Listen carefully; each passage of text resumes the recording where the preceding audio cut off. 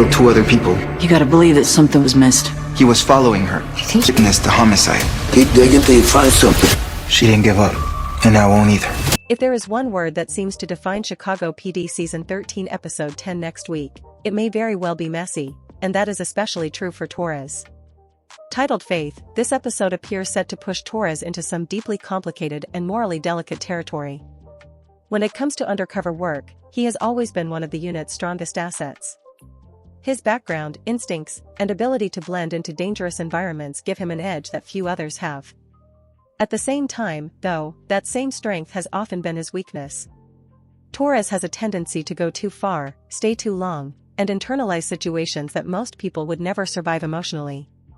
According to the official synopsis, January 21, 2026, 10 p.m. to 11 p.m., Wednesday.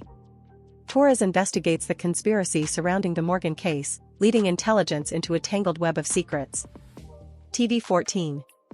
NBC is clearly keeping details close to the vest, but everything about this description suggests a Torres-centric episode.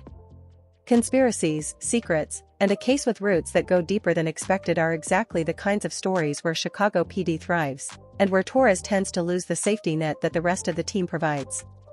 The concern heading into this hour is not whether Torres can handle the job, but whether he can get out of it without paying a heavy personal cost. Chicago PD has never shied away from showing how undercover work corrodes trust, identity, and emotional stability, and this feels like another chapter in that ongoing theme. Looking ahead, the January 28th episode is expected to spotlight Outwater, and there is hope that at least one more episode airs before the Winter Olympics hiatus begins in February. Until then, the tension only seems to be building. One thing feels certain, this episode is unlikely to be clean, simple, or easy.